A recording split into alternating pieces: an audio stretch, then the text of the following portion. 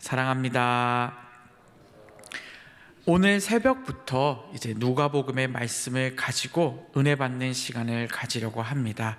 이 새벽을 더욱더 사모하시고 이 자리를 지키는 성도님들 되시기 바랍니다.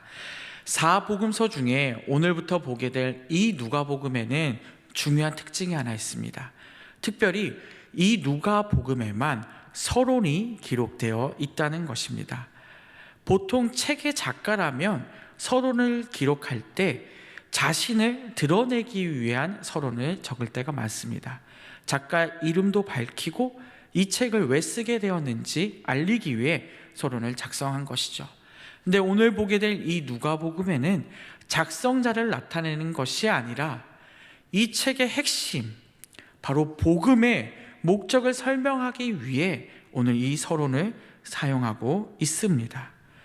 누가복음의 저자인 누가를 빼고 우리 중에 하나님이 하신 일을 시작하셨고 이미 이 복음이 완성되었다는 이 사실을, 이 복음의 핵심을 오늘 앞에서 정확히 기록하고 있다는 것이죠. 서론에 처음에 쓴 목적만을 정확히 드러내었다는 것입니다. 우리가 오늘 이 누가복음 본문 서론을 통해서 이 누가복음의 핵심 내용을 미리 확인하고 또 하나님 나라의 소망을 두는 우리 모든 일상교회 성도님들 되시기 바랍니다. 본문에 앞서 누가복음에는 다른 복음서들과 다른 이야기들이 적혀 있는 것을 우리가 시간 확인하려고 합니다. 먼저 누가복음은 예수 그리스도께서 우리와 같은 모습으로, 인간의 모습으로 오셨다는 것을 다른 복음서와 다르게 더 정확하게 이 누가복음은 기록하고 있습니다. 또 예수님의 죽음과 부활에 대해서 더 세밀하고 정확하게 이 책은 기록하고 있습니다. 또 각계각층의 많은 다양한 사람들의 구원과 또 소외받고 있는 그 소외 계층에 대해서도 더 기록하고 있습니다. 그때 당시 소외받았던 여자들, 또 가난한 사람들, 또 이방인들에 대해서 다른 복음서들과 다르게 구체적으로 기록하고 있다는 것이죠. 이 사람들이 하나님 나라의 소망을 가져야 되고 하나님 나라를 꿈꿔야 한다는 것을 더 강조하고 있습니다. 이렇게 기록할 수 있었던 이유가 있습니까? 바로 이 책의 저자가 누가였기 때문입니다. 누가는 우리가 잘 알고 있다시피 의사입니다. 똑똑하고 논리적으로 또 헬라어를 가지고 정확히 이 누가복음을 기록했습니다. 또 더 나아가서 바로 이방인입니다. 이방인의 시점에서 이방인들을 향해 이 책을 썼기 때문에 또 다른 복음서들과는 다르게 이 이방인들에게 구원의 핵심을 정확히 알리고 있습니다. 이 누가는 안디옥에 거주하던 헬라인이었습니다.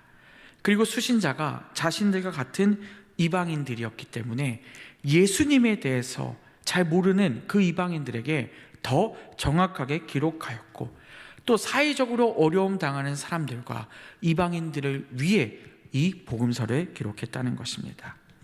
그런데 우리가 알고 있다시피 이 책의 서론에 나오는 수신자는 한 명입니다. 바로 데오빌로 각하입니다.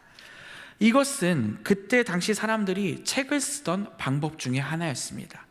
명성이 높은 사람을 수신자로 설정하고 책을 쓰는 것이죠. 그렇게 써서 보냈을 때 그 주변의 사람들이 이 책을 읽었기 때문입니다. 그래서 누가는 이 책을 수신자 데오빌로 각하라는 뜻은 그때 당시에 고위직, 관리직이 명성이 높은 사람을 나타냅니다. 그 사람을 수신자로 택하여서 많은 이방인들이 이 책을 읽을 수 있게 수신자를 정하고 보낸 것이죠. 이 책이 그렇다면 이 누가복음의 핵심 내용은 무엇일까요? 바로 예수 그리스도입니다. 순결하고 완전하신 예수님이 죄로 인해 죽을 수밖에 없는 우리를 위해 친히 이 땅에 오셨고 그 구원의 이야기를 정확하게 전달하고 있는 책이 바로 이 누가복음입니다.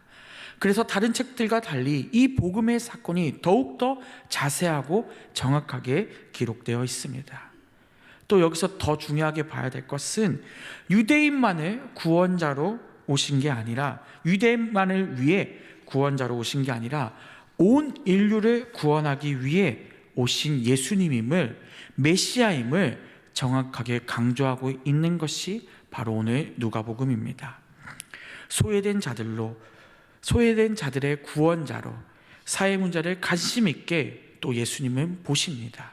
또 그러한 자들을 위해 기도하는 모습이 이 누가복음에 나타납니다. 우리는 앞으로 이 누가복음을 통해 예수님을 더 잘 알아가길 원합니다. 이 말씀들을 통해 예수님의 말씀과 정신을 배우고 또 예수님의 삶을 통해 예수님 안에서 우리의 삶이 또 변화되기 원합니다. 신앙이 성장하고 성숙하여서 이 예수님의 뜻대로 살아가려고 애쓰는 우리가 되었으면 좋겠습니다. 그렇게 살아갈 때 우리의 삶과 또 예수님의 삶을 비교하게 될 것이고, 우리가 앞으로 어떻게 변화되어야 할지를, 또 어떻게 교회를 세워갈지를 고민하는 시간이 되었으면 좋겠습니다. 그렇게 할 때 본문의 말씀처럼, 오늘 1절의 말씀처럼 우리 중에 이루어진 사실, 복음을 전하는 자들이 될 줄을 우리는 믿습니다. 누가가 이 책을 얼마나 정확히 썼는지가 오늘 또 3절에 기록되어 있습니다. 세밀하게 이 모든 일을 근원부터 살펴서 책을 기록했다고 적혀 있습니다. 다른 사람들이 목격한 것들에 대해 그냥 믿고 쓴 책이 아닙니다. 그것을 일일이 다 살피면서 자세히 이 책을 기록해 나갔다고 오늘 서론은 분명히 기록하는 것이죠.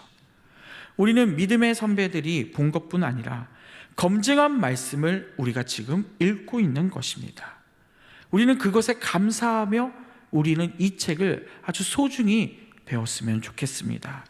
이 모든 말씀을 우리에게 주시기 위해 하나님께서 친히 또 쓰셨다는 사실을 기억했으면 좋겠습니다. 그리하여 이 누가복음의 말씀을 읽고 또 배울 때마다 우리의 삶에서 힘이 있고 능력이 나타날 줄을 믿습니다. 또 성경의 목적이 알고 있는 것을 더 확실하게 해야 한다고 오늘 본문 4절에 기록하고 있습니다. 바로 이것이 우리가 새벽에 더 나와야 할 이유입니다. 우리가 말씀을 더 가까이 할 이유인 것이죠. 말씀의 힘과 능력은 우리가 아는 만큼 누릴 수 있다는 것을 기억해야 합니다. 그렇기에 하나님께서는 우리에게 성경을 주셨고 모든 삶의 비밀을 앞으로 보게 될 누가복음을 통해 알려주실 것입니다. 우리는 그렇기에 다른 것을 의지하지 말고 이 성경 말씀을 통해 우리가 더욱더 하나님의 사랑을 느끼고 하나님의 은혜를 받는 귀한 시간 되셨으면 좋겠습니다. 말씀을 맺겠습니다. 앞으로 우리가 누가복음을 이제 계속 보게 될 텐데요, 이 누가복음을 통해 예수님의 삶을 배우고 또 예수님의 은혜 안에서 살아가고 있음을 다시 느끼길 바랍니다. 그렇게 살아갈 때 하나님께서 또 은혜 주심을 경험하게 될 거고 또 이 말씀대로 우리가 살게 될 것을 믿습니다. 앞으로의 새벽을 통해, 새벽에 누가복음의 말씀을 통해 또 이러한 감격과 사랑의 은혜가 넘치기를 바랍니다.